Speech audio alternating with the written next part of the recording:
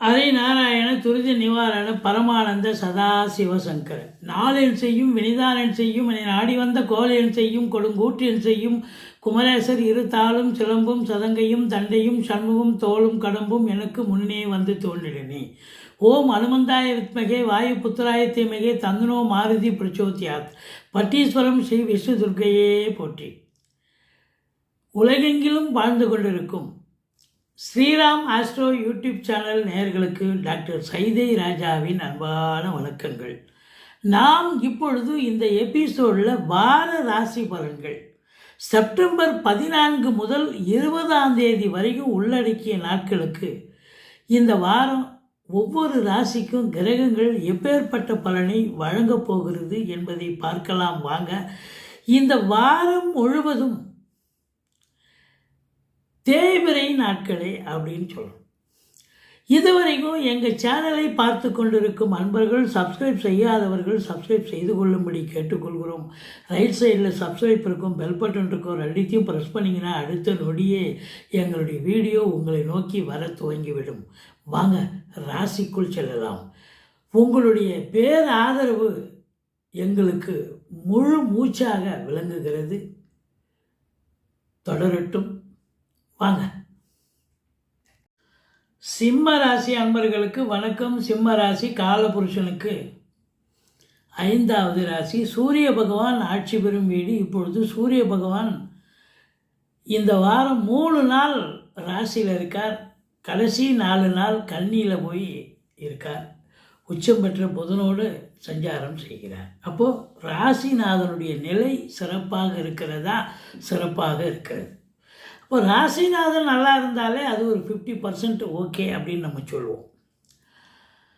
இதில் என்னென்ன நட்சத்திரங்கள் இருக்குது அப்படின்னு பார்த்தீங்கன்னா, மகம், பூரம், உத்திரம் முதல் பாதம் உள்ளடக்கியது.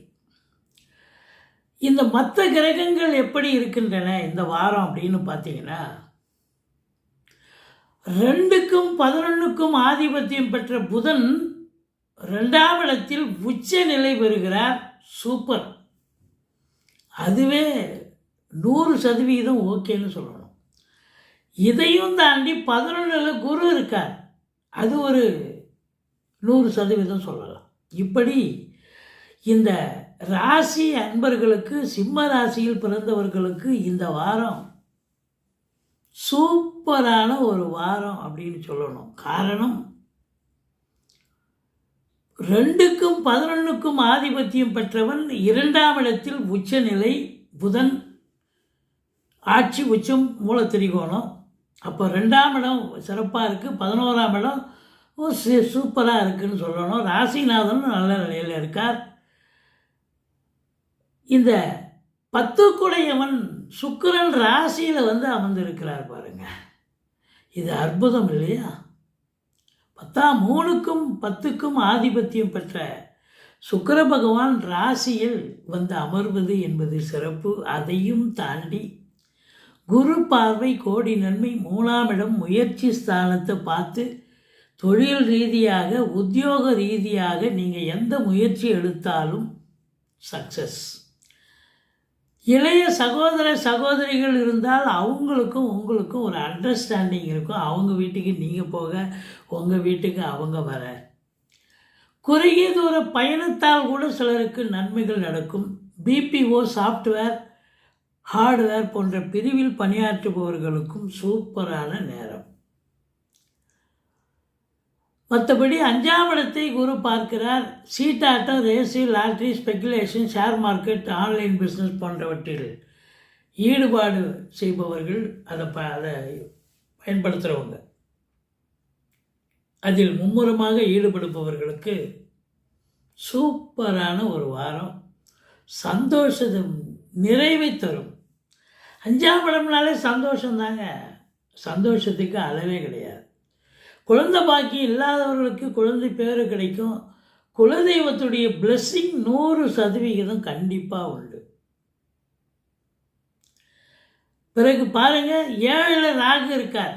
ராகு இருந்தால் கருத்து வேறுபாடு, கணவன் மனைவியிடையே கருத்து வேறுபாடு, நண்பர்களிடையே கருத்து வேறுபாடு, கூட்டு தொழில் செய்கிற இடத்துல கூட்டாளிகளுக்கும் உங்களுக்கும் கருத்து வேறுபாடு அப்படின்னு சொல்லணும். ஆனால் குரு பார்க்குறார். அப்படி ஏதாவது கருத்து வேறுபாடு ஒரு ஆரம்ப புள்ளி ஒரு சின்னதாக இருந்தால் கூட அது வந்து குரு பார்க்க கோடி நன்மை எல்லாம் வந்து இல்லாமல் போயிடும். அப்போ சந்தோஷமாக இருப்பீங்க. அப்போ கணவன் மனைவி குதூகலமாக சந்தோஷமாக இருக்கக்கூடிய நேரம். நண்பர்கள் அவங்க உதவிக்கரமாக இருப்பார்கள். கூட்டு தொழில் செய்கிற இடத்துல கூட பார்த்தீங்கன்னா நீங்கள் கூட்டு தொழிலை இன்னும் விரிவாக்கம் பண்ணலாமா, இல்லை இன்னொரு பிரான்ச்சு ஓப்பன் பண்ணலாமான்னு உங்கள் கூட்டாளிகள்கிட்ட நீங்கள் பேசி அதுக்கு உண்டான ஒரு முடிவு எடுப்பீங்க. அது கண்டிப்பாக சாத்தியப்படும், சக்ஸஸ் ஆகும் அப்படின்னு சொல்லலாம். மற்றபடி என்னங்க 8ல் சனி இருக்குங்க, நீங்கள் சொல்லிகிட்டே போகிறீங்களே. 8ல் சனி இருக்கத்தான் செய்கிறாரு, ஆனால் அவர் வக்கரமாக இருக்கார். அதனால் அவர் அஷ்டமத்து சனியினுடைய வேலையை அவர் செய்ய மாட்டார். அதில் நீங்கள் கான்ஃபிடெண்ட்டாக இருக்கலாம். அடுத்தது இந்த சனி பார்வை கோடி அது சனி பார்வை பிரச்சனை தரும். குரு பார்வை தான் கோடி நன்மை. சனி பாருங்க, உங்களுக்கு 10ஆம் இடத்தை சனி பார்க்குறார். 10 சனி யாருக்கு பார்த்தாலும் மேலாமணிக்கே வேலை பார்த்துட்டு வீட்டுக்கு வர முடியாது. 8 ஹவர் டியூட்டின்னா 10 ஹவர் வேலை பார்க்கணும். அப்படி முடிச்சுட்டு கிளம்பும்போது இன்னும் இது சரியில்லை ஸ்டேட்மெண்ட், இன்னும் வேறு ஸ்டேட்மெண்ட் போட்டு கொடுத்துட்டு போங்கன்னுவாங்க. அப்படி உங்களுக்கு ஒரு டார்ச்சர் கூட இருக்கும், வேலை பளு இருக்கும், மன உளைச்சல் கூட இருக்கும். இருந்த போதிலும் நீங்கள் வந்து அதில் திடகாத்திரமாக இருந்து, ஏன்னா நீங்கள் எதுலேயும் நம்பர் 1ஆக இருக்கக்கூடியவர்கள். அடுத்தவங்களை நீங்கள் திட்டி தான் பழக்கம், நீங்கள் திட்டு வாங்கி பழக்கம் கிடையாது. அப்படி இருக்கும் பொழுது நீங்கள் வந்து சூதனமாக நடந்துக்கிட்டு பல்ல கடிச்சிட்டு வேலை பார்த்துட்டு வருவீங்க. நிர்வாகத்துலேயும் நல்ல பேர் கிடைக்கும், தொழிலில் நல்ல சம்பாத்தியம் கிடைக்கும். இன்புட் இருந்தால் அவுட்புட் வரப்போது நல்ல சம்பாத்தியம் கண்டிப்பாக கிடைக்கும். அப்போ 2க்கும் 11க்கும் உடையவர் 2ல் உச்சமடைகிறான்னு சொன்னால் அப்போ அளப்பரிய பண வரவு, பொருளாதார மேன்மை, குடும்ப மேன்மை, குடும்பத்தில் சுப நிகழ்ச்சிகள் நடத்துறது, கொடுக்கல் வாங்கல் செய்கிறது, இதெல்லாம் சிறப்பாக இருக்கும். பல மழை பொழியுங்க. குரு வேறு 11ல் இருக்கார். அப்போ இந்த ராசி அன்பர்கள் பொற்காலம். இந்த வாரம் பூரா நீங்கள் ஜாலியாக இருக்கலாம், சந்தோஷமாக இருக்கலாம். All aspect you should be achieve.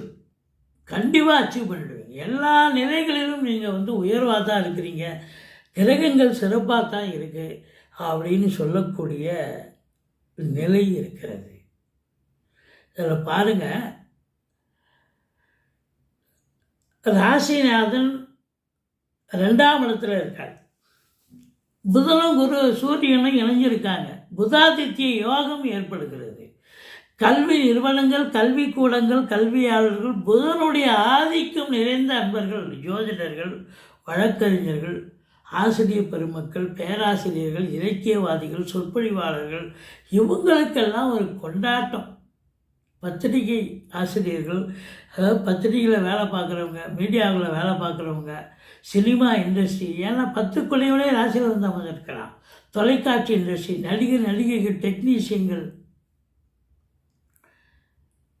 குரு 11ல் இருக்கார். நீதித்துறையில் பணியாற்றுபவர்கள், வங்கிகளில் பணிபுரிப்பவர்கள், அரசு கருவூலம், இன்சூரன்ஸு, ஃபைனான்ஸு, அனைத்து பிரிவிலும் பணியாற்றக்கூடிய இந்த சிம்ம ராசி அன்பர்களுக்கு சிறப்பான வாரம் என்று சொன்னால் மிகையாகாது.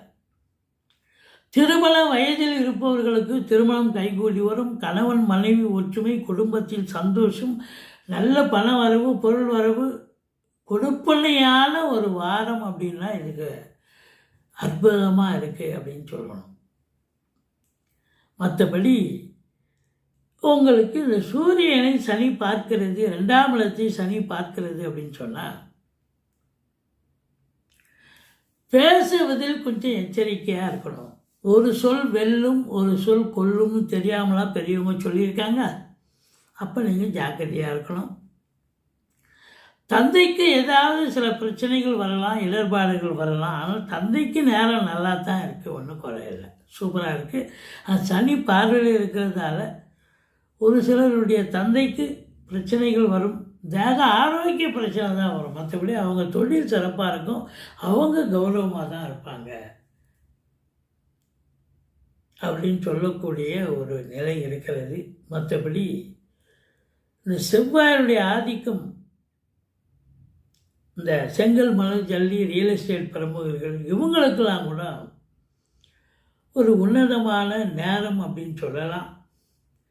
இந்த நாளுக்குடையவன் 3ல் போய் அமர்ந்திருக்கிறார், குரு பார்வையில் இருக்கார். ரொம்ப காலமாக உங்களுக்கு வீடு விற்கலை, மனம் விற்கலை, காலி மனம் விற்கலை, அது விற்று கடனை கொடுக்கணும், பொண்ணு கல்யாணம் பண்ணணும், இல்லை அந்த இடத்த விற்று இன்னொரு வீடு வாங்கலாம், இடம் வாங்கலாம், ஃப்ளாட்டு வாங்கலாம்னு நினைக்கிறோம், அப்படியே கடனை கொடுத்துட்டு மீதி இருக்கிறது ஒரு ஃப்ளாட்டு வாங்கலாம் அப்படிங்கிற ஒரு உங்கள் வசதிக்கு ஏற்ப ஒரு சிங்கிள் பெட்ரூமாக கூட இருக்கலாம், இப்படி ஒரு நினைப்பு இருக்குது. ஆனால் அது கண்டிப்பாக இப்போ அந்த வீடு விற்கும், மனம் விற்கும். நீங்கள் விற்கணும்னு நினைக்கக்கூடியவர்களுக்கு அந்த 4ஆம் இடம் எழுத்து அதிபதி 3ல் இருக்கிறதால கண்டிப்பாக வீடு மனை விற்கக்கூடிய நேரம், நல்ல விலைக்கு போகும். குரு பார்க்குறார், சூப்பரான விலைக்கு போகும். மற்றபடி அரசு உத்தியோகம், தனியார் தொழில் இருக்கிறவங்க இவங்களுக்கெல்லாம் ஒரு உன்னதமான நேரம். அதிகப்படியான உழைப்பு தாங்க, வேறு ஒன்றும் இல்லை. ஆனால் சிறப்பு இருக்குது, சம்பாத்தியம் இருக்குது, சந்தோஷம் இருக்குது, மதிப்பு மரியாதை இருக்குது அப்படின்னு சொல்லக்கூடிய ஒரு நிலை இருக்குது. இதில் ஒரே ஒரு விஷயம் என்ன அப்படின்னா, இந்த சிம்ம ராசியில் பூர நட்சத்திரத்தில் பிறந்தவர்களுக்கு மட்டும், இந்த பூர நட்சத்திரத்தில் பிறந்தவங்க அதுக்கு 22வது நட்சத்திரம் வைநாசிக நட்சத்திரம். பூரத்துக்கு 22வது நட்சத்திரம் வைநாசிக நட்சத்திரம் மிருகசீரிஷம். இந்த மிருகசீரிஷம் அப்படின்னும் பொழுது அந்த சந்திர பகவான் ஆரம்பத்தில் உங்களுக்கு அந்த மிருகசீரிஷத்தினுடைய சாரத்தில் போயிட்டுருப்பார். அப்போது செவ்வாய் மிருகசீரிஷ நட்சத்திரம் இந்த பூரத்துக்கு ஆகாது, வைநாசிக நட்சத்திரம். அப்போ சந்திரன் என்பது உங்களுக்கு யார் அப்படின்னு பார்த்தீங்கன்னு சொன்னால் 11க்குடையவன். இந்த 11க்குடையவன் மிருகசீரிஷ நட்சத்திரத்தில் சஞ்சாரம் செய்கிற அந்த ஒரு 3 நாள் 2.25 நாள் பார்த்தீங்கன்னு சொன்னால், இல்லை மிருகசீரிஷம் இதுலேயும் வருது, மிதுன ராசிலையும் இருக்குது. இப்போ அப்படி பார்க்கும்பொழுது அந்த மொத்தமாக ஒரு 4 நாள் கூட எடுத்துக்கோங்க. அந்த 4 நாளும் பார்த்தீங்கன்னு சொன்னால் இந்த 11க்குடையவன் அந்த அவர் சந்திரன் தானே அவர். அதனால் உங்களை பொறுத்தவரையிலையும் பூரத்துக்கு மிருகசீரிஷனுடைய சாரம் பெறுகிறார். அதனால் எந்த ஒரு மிருகசீரிஷ நட்சத்திரனுடைய சாரம் பெற்று அதனுடைய சஞ்சாரம் செஞ்சு கோச்சாரம் நடக்குதுன்னு சொன்னால் அப்போ அது கொஞ்சம் கொலாப்ஸ் பண்ணிடும், பிரச்சனையை ஏற்படுத்தும். அப்போ 11ங்கிறது லாபம் எது வர்ற மாதிரி இருக்கும், வராது. யாருக்குன்னா பூர நட்சத்திரத்தில் பிறந்தவங்களுக்கு மட்டும்தான்.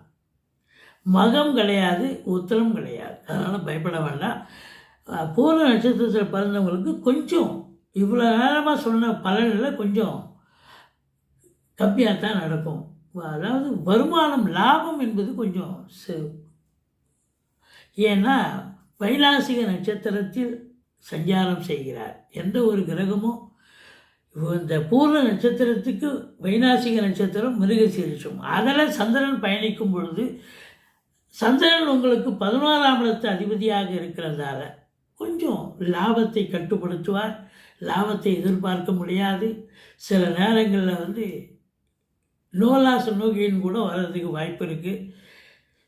மற்றபடி பயம் ஒன்றும் இல்லை. எங்களுடைய வீடியோ பிடிச்சிருந்தால் லைக் பண்ணுங்கள், ஷேர் பண்ணுங்கள், சப்ஸ்கிரைப் பண்ணுங்கள். மறக்காமல் சப்ஸ்கிரைப் பண்ணுங்கள். நீங்கள் வணங்க வேண்டிய தெய்வம் பெருமாளை வழிபாடு செய்து கொள்ளுங்கள். சக்கரத்தாழ்வாரை வழிபாடு செய்து கொள்ளுங்கள். பிள்ளையாரை வணங்குங்கள். வாழ்க்கை வளமோடும் நலமோடும் அமையப் போகிறது.